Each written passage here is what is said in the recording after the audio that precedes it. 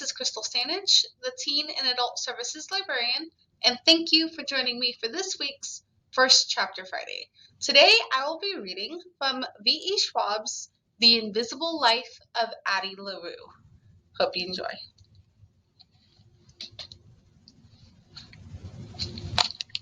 Part 1. The Gods That Answer After Dark. Chapter 1, New York City, March 10th, 2014. The girl wakes up in someone else's bed. She lies there, perfectly still, tries to hold time like a breath in her chest, as if she can keep the clock from ticking forward, keep the boy beside her from waking, keep the memory of their night alive through sheer force of will. She knows, of course, that she can't, knows that he'll forget. They always do. It isn't his fault. It is never their faults. The boy is still asleep, and she watches the slow rise and fall of his shoulders, the place where his dark hair curls against the nape of his neck, the scar along his ribs, details long memorized. His name is Toby. Last night, she told him hers was Jess. She lied, but only because she can't say her real name. One of the vicious little details, tucked like nettles in the grass. Hidden barbs designed to sting. What is a person, if not the marks they leave behind? She has learned to step between the thorny weeds. But there are some cuts that cannot be avoided. A memory, a photograph, a name. In the last month, she has been Claire, Zoe, Michelle. But 2 nights ago, when she was Elle, and they were closing down a late-night cafe after one of his gigs, Toby said that he was in love with a girl named Jess. He simply hadn't met her yet. So now, she is Jess. Toby begins to stir, and she feels the old familiar ache in her chest as he stretches, rolls toward her, but doesn't wake, not yet. His face is now inches from her, his lips parted in sleep, black curls shadowing his eyes, dark lashes against fair cheeks. Once, the darkness teased the girl as they strolled along the sign, told her that she had a type, insinuating that most of the men she chose, and even a few of the women, looked an awful lot like him. The same dark hair, the same sharp eyes, the same etched features.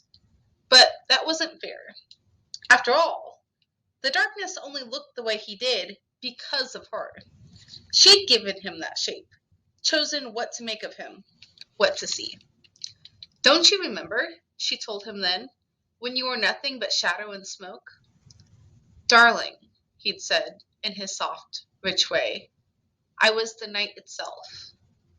Now it is morning, in another city, another century, the bright sunlight cutting through the curtains, and Toby shifts again, rising up through the surface of sleep.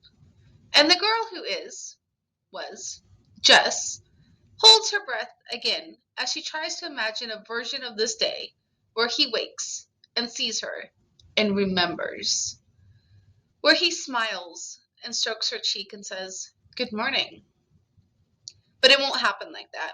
And she doesn't want to see the familiar vacant expression, doesn't want to watch as the boy tries to fill in the gaps where memories of her should be. Witness as he pulls together his composure into practiced nonchalance. The girl has seen that performance often enough, knows the motions by heart. So instead, she slides from the bed and pads barefoot out into the living room. She catches her reflection in the hall mirror and notices that everyone notices. The 7 freckles, scattered like a band of stars across her nose and cheeks, her own private constellation. She leans forward and fogs the glass with her breath, draws her fingertip through the cloud as she tries to write her name. A-D. But she only gets as far as that before the letters dissolve. It's not the medium. No matter how she tries to say her name, no matter how she tries to tell her story, And she has tried. In pencil, in ink, in paint, in blood. Adeline, Addie, Larue. It is no use. The letters crumble or fade. The sounds die in her throat. Her fingers fall away from the glass, and she turns, surveying the living room. Toby is a musician, and the signs of his art are everywhere. In the instruments that lean against the walls, in the scribbled lines and notes scattered on tables, bars of half-remembered melodies mixed in with grocery lists and weekly to-dos. But here and there, another hand. The flowers he started keeping on the windowsill, though he can't remember when the habit started. The book on Rilke he doesn't remember buying. The things that last, even when memories don't. Toby is a slow riser, so Addie makes herself tea. He doesn't drink it, but it's already there, in his cupboard. A tin of loose Ceylon and a box of silk pouches. A relic of a late-night trip to the grocery store. A boy and a girl wandering the aisles, hand in hand, because they couldn't sleep. Because she hadn't been willing to let the night in. Wasn't ready to let go. She lifts the mug and hails the scent as memories waft up to meet it. A park in London, a patio in Prague, a tea room in Edinburgh. The past drawn like a silk sheet over the present. It's a cold morning in New York. The windows fogged with frost. So she pulls a blanket from the back of the couch and wraps it around her shoulders. A guitar case takes up one end of the sofa, and Toby's cat takes up the other. So she perches on the piano bench instead. The cat, also named Toby, so I can talk to myself without it being weird, he explained. Looks at her as she blows on her tea. She wonders if the cat remembers. And that is the beginning of The Invisible Life of Addie Larue. This book is available here in the library in print and also on Libby and on Hoopla. So please check it out if you're curious about it. And join me here again next week as I read from the beginning of Chapter 1 of Denise Hunter's Bookshop by the Sea. Thank you and have a great week.